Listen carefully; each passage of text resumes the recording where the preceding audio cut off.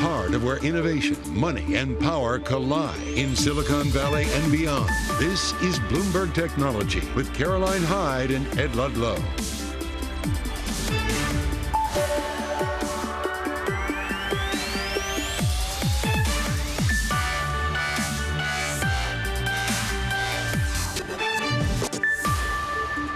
Live from New York, this is Bloomberg Technology. Coming up, the Nasdaq 100 plunges into correction territory as the rotation from big tech continues. Plus, we break down the results from tech heavyweights Amazon and Apple, and Intel shares falling by the most since 1982 as the company offers a grim forecast and slashes thousands of jobs. The picture in financial markets is severe this Friday. The focus is the technology sector. This is the Nasdaq 100 over the course of the week. We are on track for our fourth straight week of declines, matching the run that we saw in April of this year. We have entered a technical correction on the Nasdaq 100.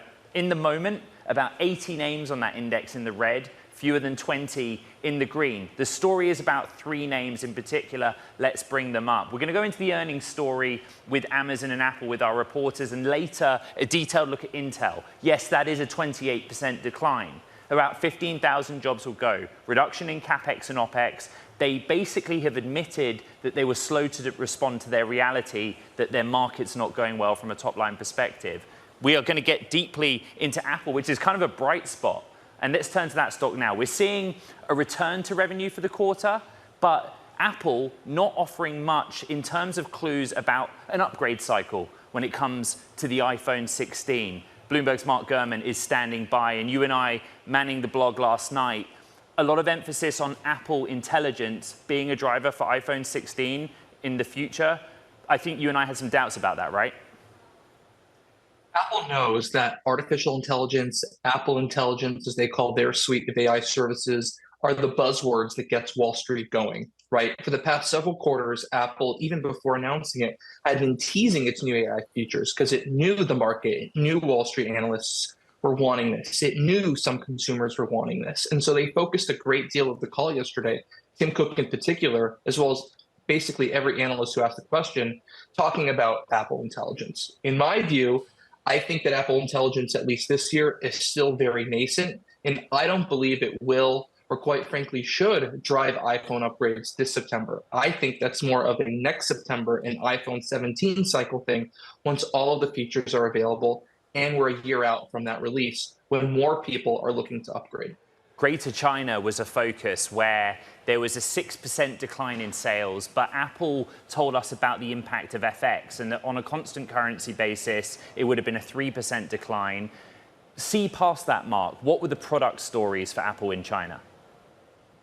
Well, first of all, there was a time when Apple was growing at such a big rate that they didn't need to get into FX, currency headwinds, or anything like that. They didn't have to contextualize these numbers to explain that they're better than they actually look on paper. But that's one thing.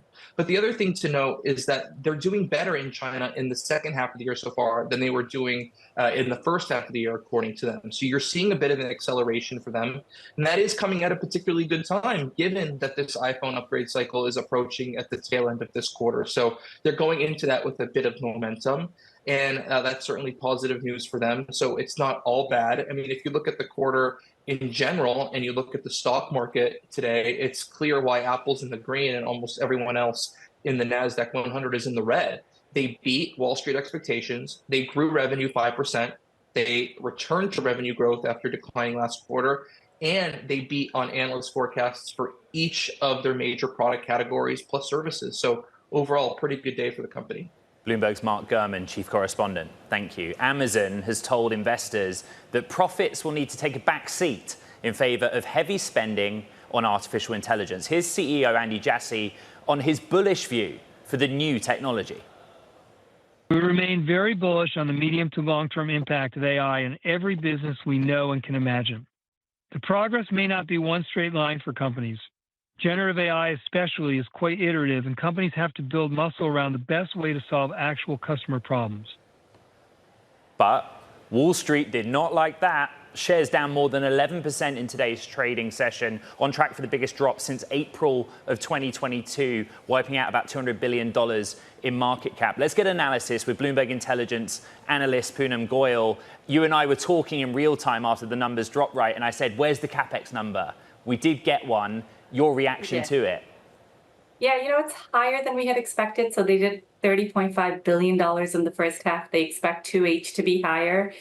We didn't expect them to continue to invest more, so it is a bit of a shocker. But that said, if you think about Amazon for the longer term, the investments will pay off. The cloud business at $100 billion run rate, going to $200 billion by our estimates, it's going to need the investments. And also for Amazon to play catch up on generative AI, right? They're lagging some of the other peers, so you need to see them step up a little bit at least. We didn't expect it to be in 2H, but nonetheless, it's coming, and we do think it'll position it better for the longer term. I still focus on the AWS top line number. 19% was better than expectations. And forget the financials. On this program, we hear a lot about how great Bedrock is, about the utilization of the platform for many different things in the world of LLMs and generative AI. Why was that not a convincing enough number? Well, we had expected mid to high teens, so about 17% going into it. And while 19% was a good number, undoubtedly, the 35% plus profit margin was also great. I think the focus just shifted all on the guidance, and that's where the miss was. So I wouldn't discount that 2Q wasn't good. I think 2Q was very good, on AWS especially. My control room producers are showing index level. I point out that there is a lot of red in the markets, Poonam, and Amazon is a big factor in that. Bloomberg's Poonam Goyal, fantastic analysis. Let's keep the conversation going with Helena Wang, research analyst at Phillips Securities. And I think let's start with Amazon. There's a micro focus on AWS, how much money is being put into investment, and then how much money is coming out in the AI story. What did you make of it, Helena? Well, I think the hot topic for the last few weeks has been the huge CapEx spend, whether it's justifiable. I mean, Amazon has guided exceptional increase in CapEx since the last quarter. In the first half of 2024, their CapEx was $30.5 billion. They're guiding even higher amount for the second half of the year. Just to put in comparison, their CapEx for the entire year last year was only $40.8 billion. So that is definitely a very significant increase. So like all the other big tech companies, they're selling their story of strong AI growth, very confident in their AI game. They would like to have more capacity than they already have today. And they're claiming that they're seeing strong signals of high future demand. I guess also if you're in the AI race, it's almost impossible for you to stop investing in AI because in a short period, you would be obsolete with no means to catch up. But to investors, it really requires a lot of patience. Everyone is telling the same story of investing in AI, so it's hard to say whether in the short term, whose investment will pay off in the long run. Helena, just focused on AWS, we've hardly discussed the retail business or even advertising. Did you see anything in those segments of the business that interested you? For AWS, it has been accelerating nicely and 19% year on year. So what we especially like about AWS is their high operating margin compared to retails, because AWS operating margin is 36% compared to retails, which is only single digit. So AWS right now only contribute to 18% of the total revenue. So we do believe with AWS scaling up so fast, it is going to take up a bigger portion of the entire revenue. So we think the real kicker for Amazon in the future would be the margin expansion brought by AWS. Let's talk about Apple. I look at the numbers. It was basically a beat across the board, apart from China. How much emphasis do you put on that China number? Well, I would say Apple is saying they still see it already as an improvement compared to the first half of the year, but the numbers are definitely not great. Usually when a particular market is not doing well, Apple will specifically point out it's not really the iPhone, but actually the other product category that drag the sales. But they have not commented like that for this particular time. So we can take it that iPhone is actually part of the reason, or in fact, one major reason for the decline. So domestic competition from local brand is still playing a big part. Apple was giving out a huge discount in order to fight the competition. So that will also be one of the factor that hurts the revenue. Tim Cook and Luca Maestri got a lot of questions about how Apple Intelligence will impact an upgrade cycle in October, probably, when the 16 generation comes. Have you done the math on that? Yes, I did. So iPhone sales still remain pretty muted. They're down 1% year over year for this quarter. If you actually do the math, they're guiding for 5% growth rate in the next quarter. So factor in service sector, which is continually growing double digit, and iPad, which grew pretty well, also double digit in this quarter. So we're probably not gonna give so much in the next quarter in terms of iPhone. It's probably gonna remain flat or actually perform more poorly. So we're thinking that Apple Intelligence boost for the product cycle that everyone's been waiting for is probably unlikely to be seen in 2024. It's more of a 2025 story. If the question is, if you have an iPhone 15 or 15 Pro or Pro Max now, do you get the iPhone 16? I think there's a lot more to discuss around that. Helena Wang, research analyst at Philips Securities, thank you so much for your time. Now, coming up on the show, we're going to be joined by Bernstein research analyst Stacy Rasgon to break down Intel's earnings and Intel's story. That's next. This is Bloomberg Technology.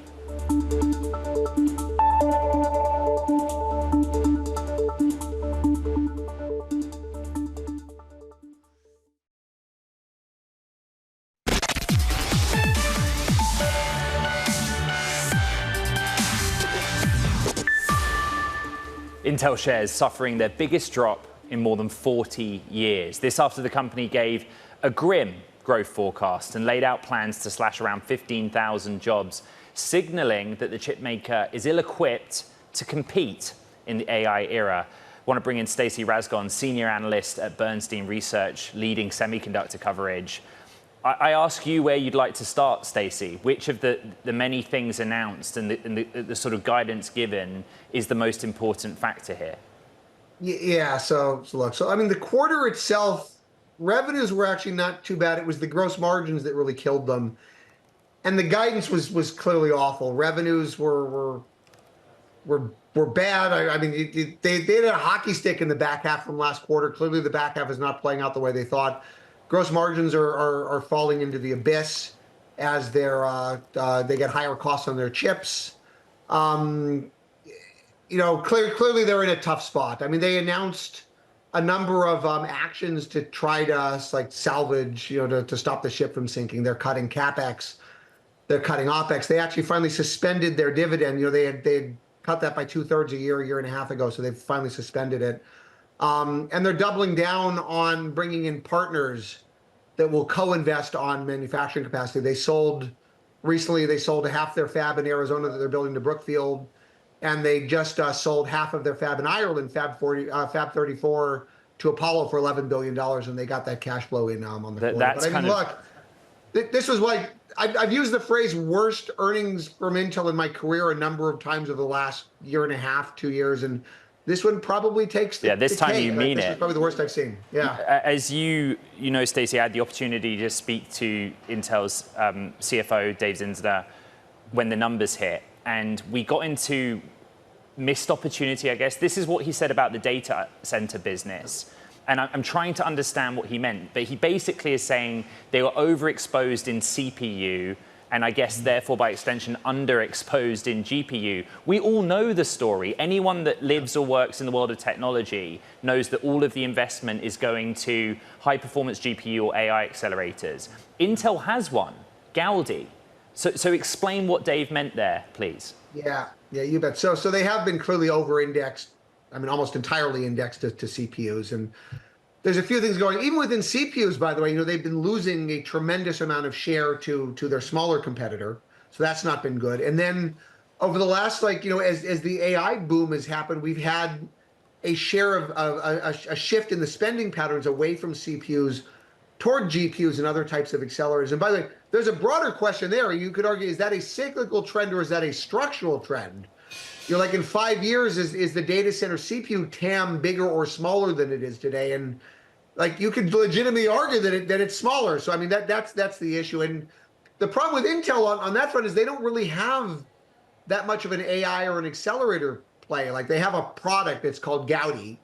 They said that they're going to sell $500 million worth of what's called Gaudi 3 this year. I mean, it's effectively a rounding error, right? I mean, AMD said they're going to do $4.5 billion in data center revenues, and I think people think they're going to do more than that. And Nvidia, data centers, they might be $100 billion this year, and the 500 million doesn't make up anywhere near, like the air pocket that's happened both as they've lost share in CPUs and as that spending has shifted. And so that's kind of the problem. And frankly, Gaudi at this point is baked. Like that product is shipping. Like it's very clear the general demand for it relative to everything else is very, very minimal. Like it's just not enough to close that gap. So they don't really have much of an AI story, unfortunately.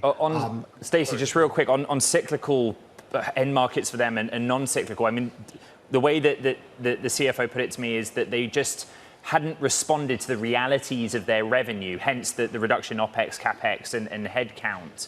But there did seem to be some glimmers of hope that coming into the current period and the rest of this calendar year, there were improvements in those markets? Yes and no. So I think PCs in general are better than they were. Remember, though, they don't sell PCs, they sell CPUs, right? And they talked about there's inventory that's digesting in the back half, which is helping to impairing some of the revenue. Now, this is something that I've been worried about. We track the CPU channel pretty religiously, and you get overshipment, you get undershipment, and I've been concerned that at least in Q4 and Q1, I think there was a fairly significant amount of overshipment of CPUs relative to PCs, and I think they're paying for that now. So you have some cyclical downside there. I think on the data center server side, there's been some green shoots that hopefully demand is getting better, again, off of some awful years. But again, people now having like recession worries and everything else, and again, they're still losing share. The data center Gaudi lift isn't really enough. And then some of their other businesses, they have an FPGA business called Altera. And all the FPGA companies, it's the same thing. They're working off a ton of inventory, and that's not really getting better yet.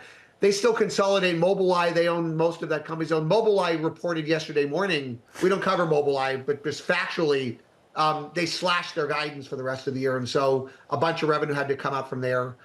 It's just not great. And part of it, I think, is their own doing. Last quarter, they had sort of suggested we'd be seeing above seasonal growth in the back half. And it's clearly not happening. The macro's getting worse. And then on the cost side, again, they've got some incremental cost headwinds that are pretty severe that are impacting gross margins and cash and earnings and everything else. So, Stacy Rasgon, senior analyst at Bernstein Research. Whether or not that is and will be the worst Intel print of your career, I think you broke the numbers down. Okay, very quick. We have 10 seconds. 10 seconds. The silver lining, the cash that they're saving from the cost cuts and the dividend, suspension and the CapEx cuts, and then all of the money they're bringing in, they'll live. I don't know what kind of a life it'll be. They'll live. That's probably $40 billion of incremental cash over the next couple of years. So they'll live. But what kind of a life it's going to be? I think that is the question that we're all wrestling with right now. Stacy Rasgon, Bernstein Research. Terrific. Thank you very much. Now, coming up, we're going to be joined by Khozema Shiphandler, CEO of Twilio, to discuss the company's earnings, which were released after the closing bell on Thursday. Maybe that's a stock going in a different direction. This is Bloomberg Technology.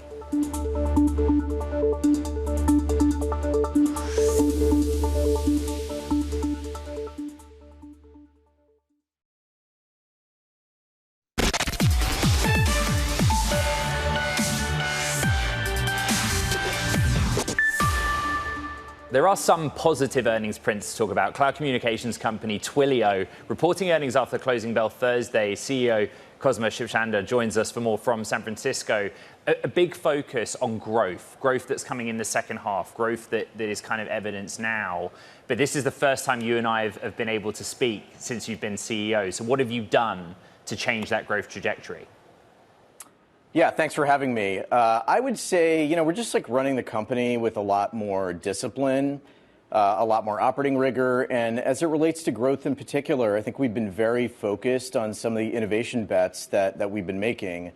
And I think perhaps most encouragingly, we're starting to see some real signs that this combination of communications, which we're the leader in, contextual data, which we're also the leader in, plus AI, that combination to drive really personalized experiences for consumers vis-a-vis the customers we support is starting to get some traction.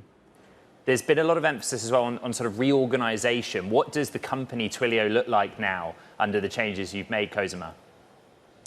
Look, I think the company organization is in pretty good shape, actually. Like about a year or so ago, we took steps to, kind of get our cost base in shape. But on the flip side, we also wanted to be really focused in the areas in which we wanted to grow. And so we have a communications business that we established at that time as kind of a proper business unit. We did the same thing with our segment business, establishing that with a proper business unit. They've got kind of an aligned set of metrics. And I think the benefit of that is that it also allows for a certain level of disclosure that investors were also asking for. Khozema, it is important to note that where we are today is in part the result of activist investor interest in the company. You seem to have responded to that positively, taken action. Would you just update the audience that's familiar with Twilio where we stand, please? Yeah, I just think fundamentally, like, we're trying to run the company well, right? I mean, I think that's something that every single one of our share owners want.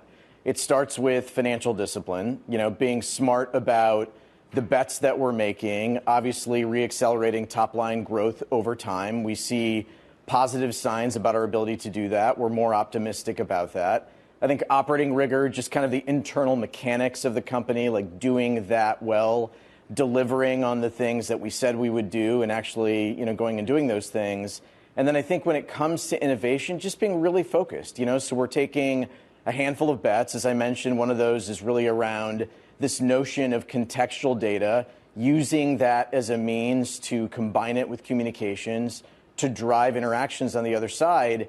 Like, we serve customers ultimately, and customers keep telling us that's what they want. And I think that's ultimately what's going to yield the success of the company, as well as for our share owners. Well, contextual data, but when we talk about AI in Twilio, a lot of it plays on what you're good at, right? Voice intelligence, verify those products. Have you seen an AI-driven acceleration, or are you just saying, we've been doing this a while, guys?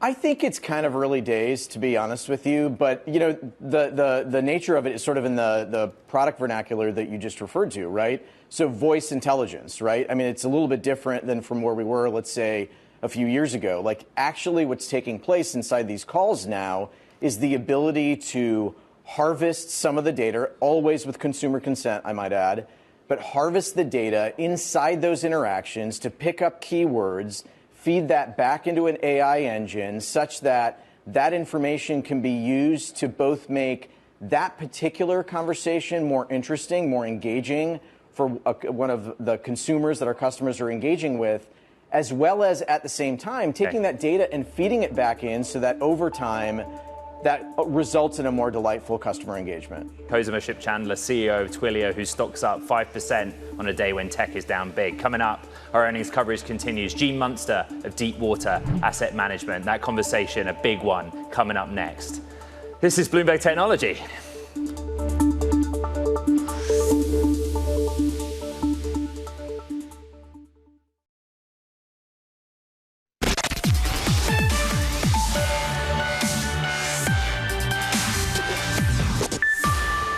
Welcome back to Bloomberg Technology. Ed Ludlow in New York City. Let's get a check-in on the markets. Big tech is under pressure yet again, with Intel and Amazon leading the way lower. Their disappointing results pushing the Nasdaq 100 into correction territory. That means falling more than 10% since hitting a record high just last month. But a different story for Apple this morning. It's in the green, despite some disappointing numbers, particularly out of China. Now, analysts and investors alike are applauding the company's return to revenue growth, emerging from a sales slump with 5% growth year over year. There are a lot of product stories within that. Joining us for more, Deepwater Asset Management Managing Partner, Gene Munster. And Gene, at the heart of your thesis is the debate around the Osborne effect. And any technology or consumer electronics fan will always think about Apple and the iPhone in that way. But why? And what is the conclusion you've drawn?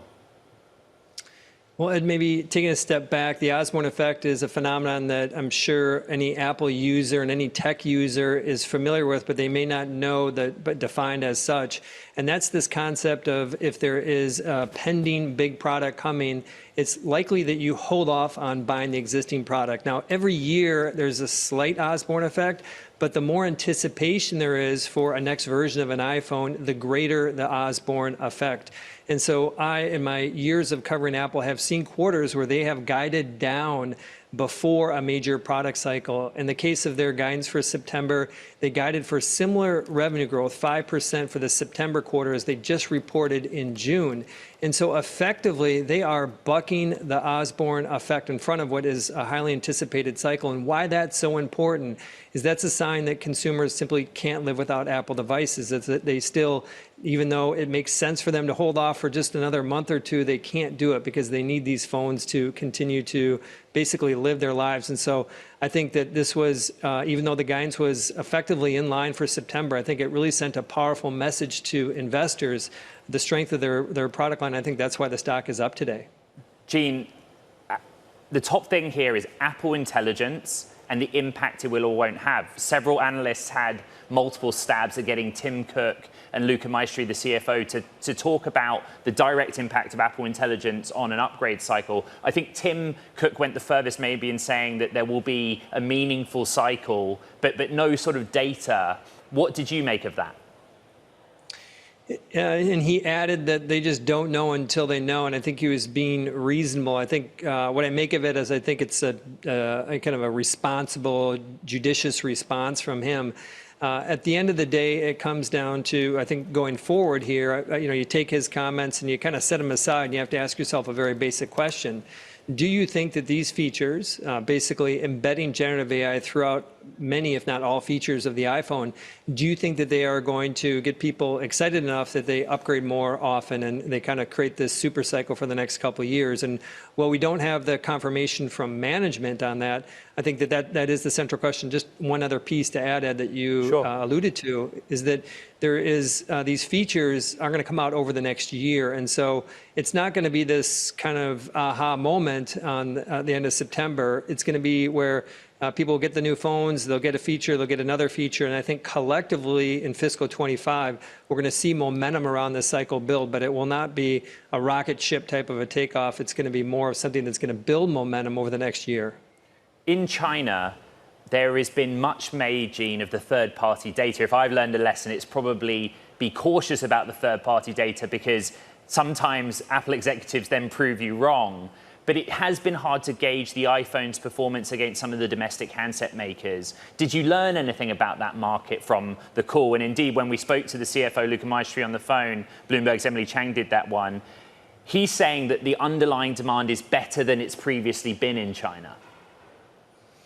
That Luca's comments, Tim's comments were that this is the most fierce competitive environment of anywhere in the world, and they're seeing a macro piece to it too. And so if I can interpret or translate Luca's comments kind of going forward here, is that essentially China's been tough. It's been down for 3 consecutive quarters, down 7%, last quarter down 8%, down 13% in December. The good news is, and maybe this kind of gets to Luca's point, he's probably looking forward at these comps. And the comps start to get really easy in September and even easier in December. And so the probability that China returns to growth is high going forward. So I think that is a little bit of a relief. We kind of got through what is the trough, I think, ultimately of China. And just to put some perspective of how much that can impact the business, is if you would exclude China from the overall business, so just look at the other 82% of their business, it grew about 7% in the quarter. As you mentioned, their overall business grew at 5%. That was reported globally. And so China has a big weight on it. It has been a weight. I think that this will convert to a tailwind in the September or highly likely the December quarter. How important were services, Gene, particularly to the bottom line, which is where I was looking? Another nice surprise is that a few quarters ago, services growth dipped to just under 11%. It was 14% in the June quarter. They guided to just over 13% growth for the September quarter. And that's all in the face of what's gone on in terms of this talk of regulation. There has been some more substance to regulation in Europe, and they highlighted that the Europe App Store accounts for about 7% of total App Store revenue, which translates to about less than 1% of overall revenue. But the point is that despite these changes, these headwinds, this concern, this anxiety around investors over the past year, that somehow the services segment is going to slow, it just continues year in, year out. I think it's testimony to just the flywheel of their products, the ecosystem, them continuing to add. And that services number next year should get a nice boost with this OpenAI arrangement. They will likely charge for a premium version of ChatGPT next year, $20 a month. Apple's going to take their cut on that. I think that is going to continue to put the services segment in kind of this mid-teens growth for through end of 25 or 26. Deepwater Asset Management Managing Partner Gene Munster, the Osborne effect. That's what it's all about. Thank you very much. Another name that we're tracking is Snap. Snap shares falling today after revenue for the quarter missed estimates. And as the social media company's forecast disappointed amid weakness, particularly in brand spending. Joining us now is eMarketer Principal Analyst Jasmine Emberg. You just go back to the original business, the advertising-based business, and where they did well and where they didn't. What was your conclusion? Well, it does feel like a big step back for Snap, given all of the work that it's been doing in overhauling its ad business. There were some positive signs. In the report, we saw growth in the number of active advertisers. We saw that it was successfully able to diversify its revenue streams with Snapchat Plus now bringing in over $100 million in revenue. And there were some improvements in its direct response advertising business, which is, of course, what it's been really focused on fixing and improving. The fact that brand advertising, though, is still so much of a headwind for Snap tells me that there is a lot more work to do within its direct response advertising business, both to get more advertisers on board and to get them to commit more budget to the app. Just looking at the stock, down almost 25%. That does put it on track for its biggest drop since February, and a number of analysts cut their price targets on it. We have to kind of frame Snap in, I guess, the context of competition with Meta, Jasmine. Is that fair to do, and what would we learn if we did that? Yeah, I mean, I was actually just having this conversation yesterday about whether it's still fair to compare Snap to Meta, because they really are playing in very different leagues. And one of the reasons we saw investors reward Meta, despite all of that AI spending and metaverse spending that it continues to push, is because it has this massive ad business and it was able to show a lot of improvement there. Snap is a much smaller ad player, and it has struggled to keep up, and it's still working to catch up with Meta, and so it really needs to be focusing on that. Now, it's not small by any means. We also heard that 850 million monthly active users was the number of users on the app now, so I think a lot of times it's framed as being the small player, but certainly isn't. But in terms of scale, definitely still smaller than Meta. Jasmine Emberg of eMarketer, great to have you back here on Bloomberg Technology. Thank you very much. Now, coming up, we continue earnings discussions. We're joined by Ravi Inukonda, CFO of DoorDash, to discuss his company's earnings, which were released after the bell Thursday as well. And again, a rare bright spot in what's a pretty big day of red on the screen for markets this Friday. That conversation's next. This is Bloomberg Technology.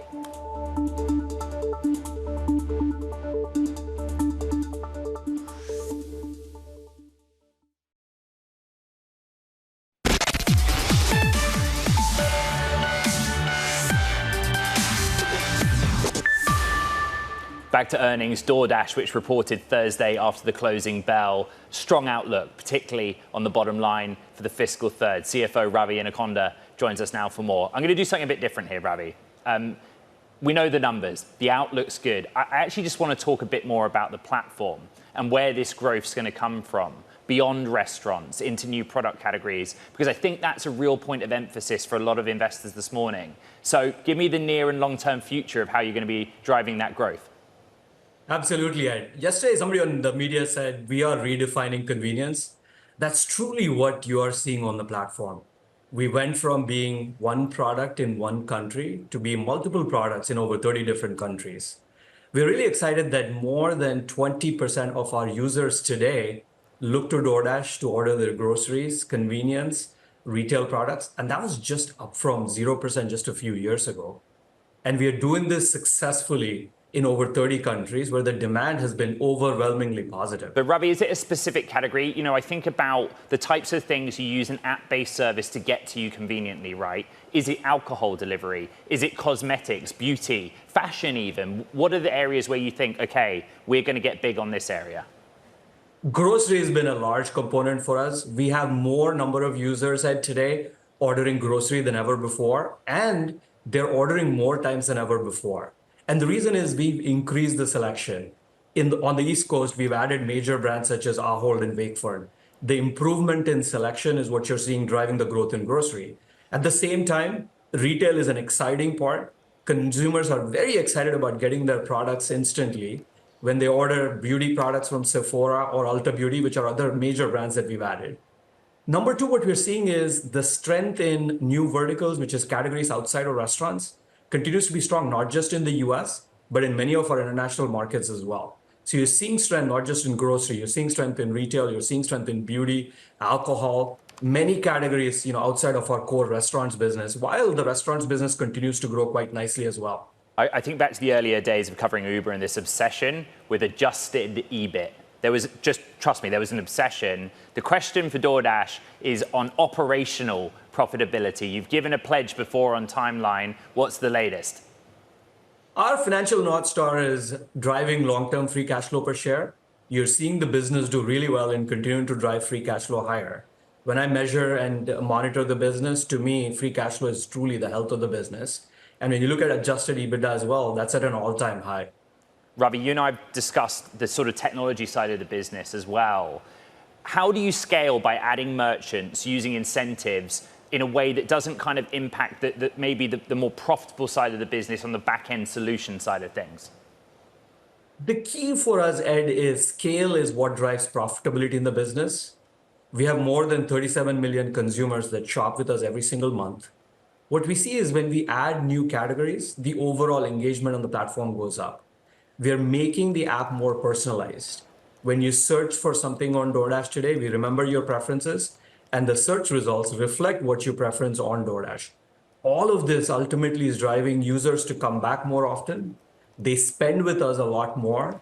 We are driving value not just to consumers, but also to merchants. And you're seeing us driving growth for merchants as well. The combination of all this is what's driving ultimately the growth as well as the profitability in the business. Ravi Inukonda, DoorDash CFO. It's great to catch up, have you back here on Bloomberg Technology. Thank you. There are other news stories. It's time for Talking Tech. And first up, Nintendo profits free fall, 71%. The gaming company posted just $365.1 million in profits in the 3 months through June. This as consumers hold off on purchases as they await a new flagship game console that replaces its now aging Switch in its 7th year. Plus, billionaire Jack Ma scores a win as his Ant Group-backed Mint hits a valuation of $5 billion. The fintech company raised new funds as its popular e-wallet service reaches more than 90 million users in the Philippines. That's according to Bloomberg calculations. And Ant Group will own 1/4 of the entity's shares, pricing the value of the stake at $1.2 billion. And embattled short seller Andrew Leff's deleted tweets are in the spotlight. The investors removed his research firm's entire tweet history last year in an effort to fend off what he called class action attorneys and trolls. Now the US Justice Department are digging through those messages, accusing Leff of manipulating the market to benefit his own trading and lying to investigators.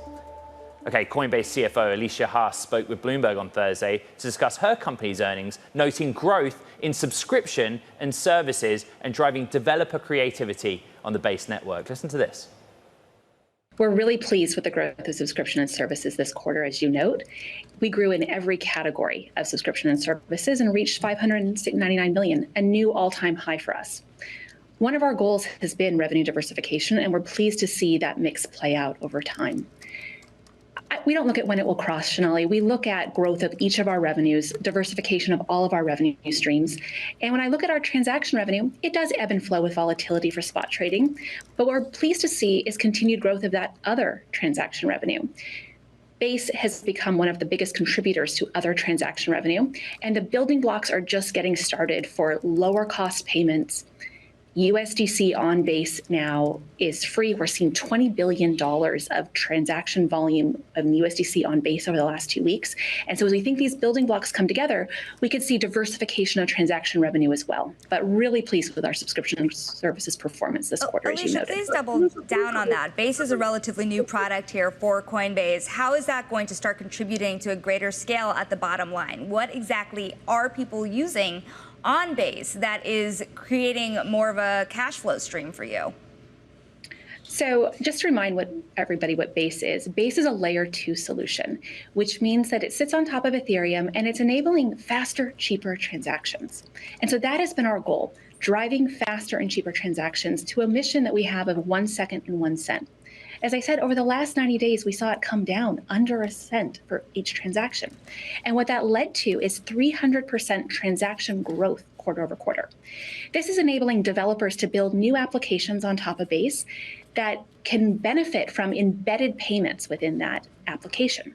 And we're seeing all sorts of creativity emerge in this space. We're seeing people build new social networks. We're seeing new types of games. Just creativity is blooming on the Base network. And that's what our focus is right now.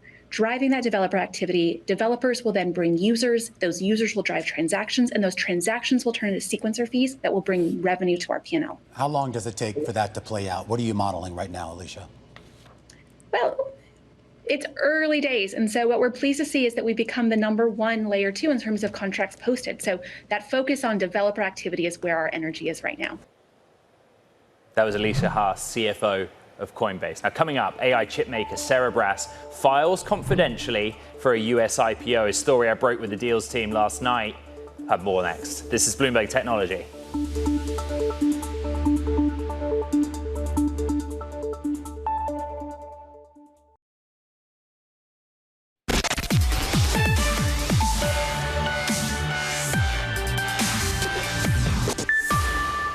Cerebras Systems, a startup making chips optimized for AI, has filed confidentially for an initial public offering. Sources say it's picked Citigroup as the lead bank on its IPO and that it's targeting a listing in the second half of this year. Bloomberg's Amy Orr here with me in New York City. You and I have been tracking this one for a little while with the team. It's interesting. Let's start with the basics of what we know. Timing, who's involved. So the timing is going to be in early October. So that would kind of like be the group of IPOs that is going to list and go for an offering like after Labor Day. Because right now the IPO kind of window is kind of slightly shut after the July kind of slew of IPOs. And then the next window is going to be September, October, before everything is probably going to slow down because of the election kind of volatility. Yeah, let's see. It's an interesting decision to make, isn't it? I mean, the reason that Cerebras is interesting as a startup, as a company, beyond the money it's raised and the people already on the cap table, is what it does. You know, it's very on brand for what's in vogue at the moment. What do you make of that? And I guess it's shoppability or saleability in this market. I think a lot of people have been like talking about AI, especially with the sell down right now, is talking about whether AI actually does produce money, right? But because there's been quite a lot of like AI adjacent plays like Reddit, they were trying to tap into that market. But Cerebras actually is right smack in the middle of it. It produces chips. It makes the largest chip on the market. It's much bigger than the others. If you think about normal chips are the size of a postage stamp, this one is in the size of a dinner plate. So with more memory, with more cores, so technically faster, can handle more data. And then it uses those chips in a supercomputer that will handle a lot of data analysis. Its customers include military, government, and also like pharmaceutical companies in the drug discovery process. So that's like really at the heart, at the core of what people are looking for in terms of AI uses. Bloomberg's Amy Orr breaking a lot of news recently, but this is one that's been interesting for me to be involved in as well. We have to go back to the markets. This is what it looks like this Friday. Remember, on aggregate, the Nasdaq 100 is headed for its 4th straight weekly decline, matching the run of drops we saw in April, and is technically in correction territory. The big drags, you see them on the screen. Amazon down 9%, Intel down 26%, on track for its biggest drop since 1982. And then bucking that trend is Apple, up 2 percentage points to the upside, where there was a return to growth. There are some big questions about how much money needs to be spent on the infrastructure side to get us to this world where AI is generating meaningfully on the top and bottom line. It's actually been a really wonderful week to be in New York City. That does it for this edition of Bloomberg Technology. Don't forget to recap all the conversations we've had today on the podcast. They were dynamic and there's a lot going on. You know where to find it, on the terminal, the Bloomberg platforms, as well as on Apple, Spotify, and iHeart. So right after the show, I'm jumping on a plane back to San Francisco. I'll see you next week. That does it for this edition of Bloomberg Technology. This is Bloomberg.